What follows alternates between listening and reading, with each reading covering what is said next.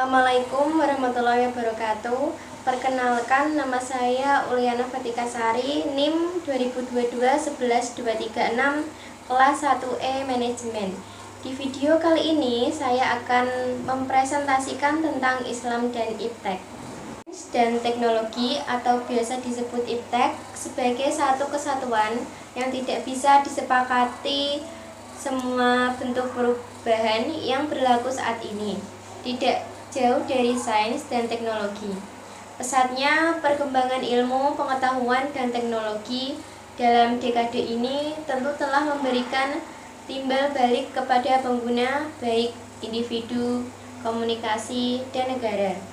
Sedihnya, dunia saat ini memiliki banyak hal yang didukung oleh luasnya peradaban barat. Salah satu penyebabnya adalah sains dan teknologi yang telah memberikan kesejahteraan dan kenyamanan. Jika dilihat, pengaruh sains dan teknologi tidak dapat dipisahkan dari kehidupan sosial. Pengaruh sains dan teknologi itu sendiri tidak selalu mengarah ke arah yang positif. Tentu saja dalam penerapannya, sains dan teknologi juga bisa mengarah ke arah yang negatif, terutama di dunia pendidikan. Tentu saja ambil dari sains dan teknologi, baik dalam bahan ajar atau metode yang digunakan namun tidak sedikit dari mereka yang memiliki perspektif yang sukses. Pendidikan Islam tidak mampu bersaing dengan kemajuan pesat ilmu pengetahuan dan teknologi. Pertanyaan adalah, bagaimana pendidikan Islam berkontribusi pada pengembangan ilmu pengetahuan dan teknologi yang dalam perkembangannya selalu mencapai tingkat kemajuan? Bisakah pendidikan Islam diorientasikan melalui sains dan teknologi? Ini adalah tantangan terbesar di dunia pendidikan Islam saat ini. Karena itu, peran terbesar dalam masalah ini adalah pendidikan Islam. Bagaimana pendidikan Islam dapat berkontribusi pada pengembangan sains dan teknologi yang dalam perkembangannya selalu mencapai tingkat kemajuan? Bisakah pendidikan Islam diorientasikan melalui sains dan teknologi? Ini adalah tantangan terbesar di dunia pendidikan Islam saat ini. Kemajuan teknologi dalam 3 dasawarsa ini telah menampakkan pengaruhnya pada setiap dan semua kehidupan individu, masyarakat, dan negara.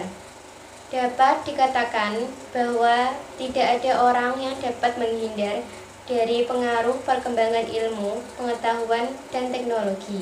Iptek bukan saja dirasakan individu, akan tetapi dirasakan pula oleh masyarakat, bangsa, dan negara.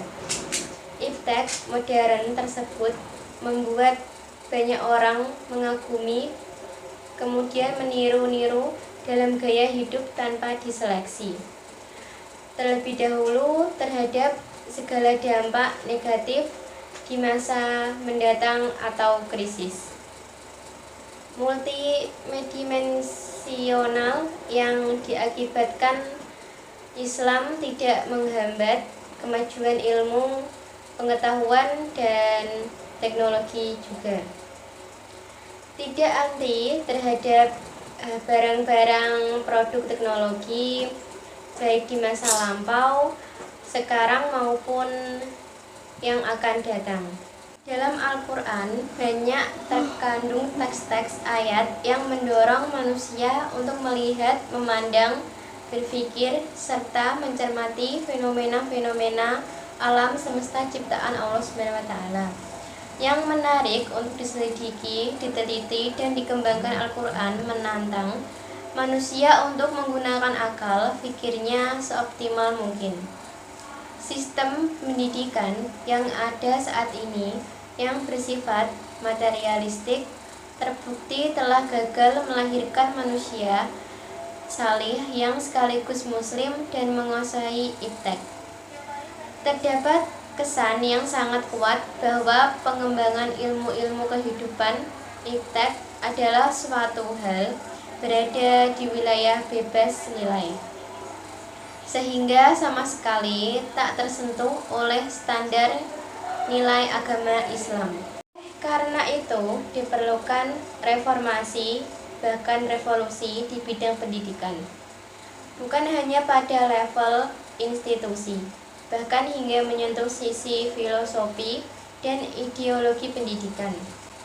Buku yang sedang pembaca Budiman pegang ini mencoba menjawab tantangan itu.